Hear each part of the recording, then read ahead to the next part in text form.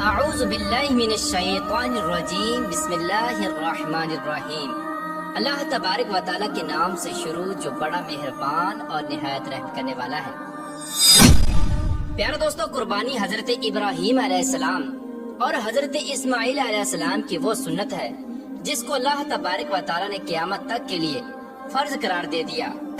اور قربانی کے مقصد کو بیان کرتے ہوئے اللہ تبارک و تعالیٰ نے قرآن پاک میں ارشاد فرمایا،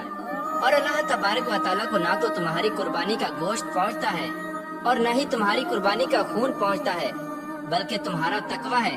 جو اللہ تبارک و تعالیٰ تک پہنچتا ہے۔ پیارے دوستو، قربانی پر ہر مسلمان کی یہ کوشش ہوتی ہے کہ وہ اللہ تبارک و تعالیٰ کی راہ میں سب سے زیادہ خوبصورت جانور پیش کرے اور زیادہ سے زیادہ اللہ تبارک و تعالیٰ کی راہ میں قربانی کر کے اللہ تبارک و تعالیٰ کو راضی کر لے۔ لیکن آج کی اس ویڈیو میں ہم آپ کو ایسے جانوروں کے بارے میں بتائیں گے جن کی قربانی قبول نہیں ہوتے، پھر چاہے وہ کتنے بھی حسین و جمیل اور خوبصورت کیوں نہ ہوں،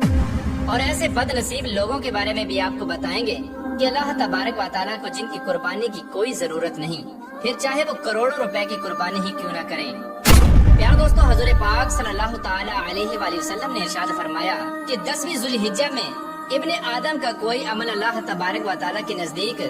خون بہانے یعنی قربانی کرنے سے زیادہ پیارا نہیں۔ پیارا دوستو، روایات میں آتا ہے کہ ایک مرتبہ صحابہ کرام حضور پاک صلی اللہ تعالی علیہ وآلہ وسلم کی بارگاہ میں بیٹھے ہوئے تھے، اور صحابہ کرام نے حضور اکرم صلی اللہ تعالی علیہ وآلہ وسلم کی خدمت میں عرض کی کہ یا رسول اللہ صلی اللہ تعالی علیہ وآلہ وسلم، یہ قربانی کیا ہے؟ تو حضور اکرم صلی اللہ تعالی علیہ وآلہ وسلم نے ارشاد فرمایا کہ یہ تمہارے باپ دادا حضرت ابراہیم علیہ السلام کی سنت ہے۔ اس کے بعد صحابہ کرام نے حضور اکرم صلی اللہ تعالی علیہ وآلہ وسلم کی بارگاہ میں عرض کی کہ یا رسول اللہ صلی اللہ تعالی علیہ وآلہ وسلم، اگر ہم اللہ تبارک و تعالی کی راہ میں قربانی کریں تو ہم کو کتنا ثواب ملے گا؟ تو حضور اکرم صلی اللہ تعالی علیہ وآلہ وسلم نے ارشاد فرمایا کہ اے میرے صحابہ، تم جو جانور اللہ تبارک و تعالی کی راہ میں قربان کرو گے، اس جانور کے ایک ایک بال کے بدلے میں تم کو نیکیاں ملیں گی، اور جانور کے جسم پر جتنے زیادہ بال ہوں گے اتنی زیادہ نیکیاں تمہیں ملیں گی، اور جتنا بڑا جانور ہوگا اللہ تبارک و تعالیٰ اسی حساب سے تم لوگوں کو نیکیاں عطا فرمائے گا۔ روایات میں آتا ہے کہ ایک مرتبہ قربانی کے موقع پر حضور اکرم صلی اللہ تعالی علیہ وآلہ وسلم نے اپنی لخت جگر حضرت فاطمہ الزہرا رضی اللہ تعالی عنہا سے فرمایا کہ اے میری پیاری بیٹی، آپ کے نام کا جو جانور قربان ہونے جا رہا ہے آپ اس کے پاس ہی رہیں۔ تو حضرت فاطمہ الزہرا رضی اللہ تعالی عنہا نے عرض کی کہ یا رسول اللہ صلی اللہ تعالی علیہ وآلہ وسلم، اس میں کون سی حکمت چھپی ہے؟ تو حضور اکرم صلی اللہ تعالی علیہ وآلہ وسلم نے ارشاد فرمایا کہ اے میری پیاری بیٹی، کہ قربانی کے جانور کے خون کا پہلا قطرہ زمین پر گرنے سے پہلے پہلے اللہ تبارک و تعالی قربانی کرنے والے کے پچھلے تمام گناہوں کو معاف فرما دیتا ہے۔ پیارے دوستو، حضور اکرم صلی اللہ تعالی علیہ وآلہ وسلم نے ارشاد فرمایا کہ اگر کسی بندے کے پاس دولت ہے اور وہ صاحب حیثیت ہے، اس کے باوجود بھی وہ اللہ تبارک و تعالیٰ کی راہ میں قربانی نہیں کرتا، تو وہ بندہ ہماری عیدگاہ میں نماز ادا کرنے کے لیے نہ آئے۔ پیارے دوستو، بات کرتے ہیں ان بد نصیب لوگوں کے بارے میں کہ جن کی قربانی کے اللہ تبارک و تعالیٰ کو کوئی ضرورت نہیں۔ اس کے متعلق روایات میں آتا ہے کہ ایک مرتبہ حضرت سیدنا امام جعفر صادق رضی اللہ تعالیٰ عنہ قربانی کے متعلق لوگوں سے خطاب فرما رہے تھے، اور آپ فرما رہے تھے کہ اے لوگو، ہر انسان کی قربانی قبول ہو جاتی ہے، لیکن دنیا میں رہنے والے کچھ گناہگار ایسے بھی ہیں جن کی قربانی کی اللہ تبارک و تعالیٰ کو کوئی ضرورت نہیں اور ان کی قربانی قبول نہیں ہوتی۔ آپ رضی اللہ تعالی عنہ نے ارشاد فرمایا کہ دنیا میں 3 لوگ ایسے ہیں جن کی کوئی حج، کوئی نماز اور کوئی قربانی قبول نہیں ہوتی۔ آپ کی یہ بات سن کر لوگوں نے دریافت کیا کہ وہ کون سے بد نصیب لوگ ہیں جن کی نماز، حج اور قربانی قبول نہیں ہوتی؟ تو حضرت امام جعفر صادق رضی اللہ تعالی عنہ نے ارشاد فرمایا کہ نمبر 1، وہ بندہ جو شرک کرتا ہو۔ مشرک انسان کے اللہ تبارک و تعالی نہ تو نماز قبول کرتا ہے اور نہ ہی اس کا حج قبول کیا جاتا ہے، اور نہ ہی اس کی قربانی اللہ تبارک و تعالی کے نزدیک مقبول ہوتی ہے۔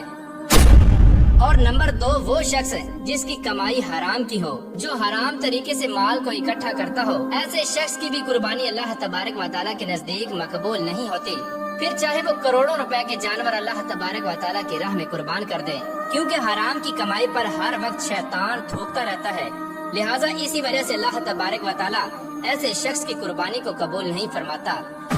اور نمبر 3 وہ شخص جو سود کا کاروبار کرتا ہو۔ پیارے دوستو، وہ بد نصیب لوگ جن کے اندر یہ 3 صفات پائی جاتی ہیں، اللہ تبارک و تعالیٰ ایسے لوگوں کی قربانی قبول نہیں فرماتا۔ پیارے دوستو، بات کرتے ہیں ان جانوروں کی جن کی قربانی کرنا جائز نہیں، پھر چاہے وہ کتنے بھی حسین و جمیل اور خوبصورت کیوں نہ نظر آتے ہوں۔ شریعت مطہرہ کے اندر ایسے بہت سارے جانوروں کا ذکر کیا گیا ہے جن کی قربانی ان کے عیب کی وجہ سے نہیں جائز، کیونکہ ان جانوروں کے اندر مختلف قسم کے عیب پائے جاتے ہیں، جیسا کہ وہ جانور جو اندھا ہو، ایسے جانور کی قربانی شریعت کے اندر کرنا جائز نہیں، اور ایسا جانور جو کانا ہو اور جس کا کانا پن ظاہر ہوتا ہو، ایسے جانور کی قربانی شریعت کے اندر جائز نہیں، اور ایسا جانور جس کی بینائی 1/3 سے زیادہ چلی گئی ہو، اور ایسا لاغر جانور کہ جس کی ہڈیوں میں مغز نہ بچا ہو، اور ایسا لنگڑا جانور جو قربان گاہ تک چل کر نہ جا سکتا ہو، ایسے جانور کی قربانی کرنا بھی جائز نہیں، اور ایسا بیمار جانور جس کی بیماری خوب ظاہر ہو، یعنی وہ اتنا بیمار ہو کہ اس کے سامنے چارہ ڈالا جائے اور وہ چارہ بھی کھا نہ سکے، اور ایسے جانور جن کے کان، دم یا چکی 1/3 سے زیادہ کٹے ہوئے ہوں، اور ایسا جانور جس کا 1 کان ہو، اور ایسا جانور جس کا 1 دانت نہ ہو، ایسے جانور کی قربانی بھی قبول نہیں، اور وہ جانور جن کے تھن کٹے ہوئے ہوں یا تھن کا دودھ سوکھ چکا ہو، ایسے جانوروں کی قربانی بھی قبول نہیں، اور وہ جانور جس کی ناک کٹی ہوئی ہو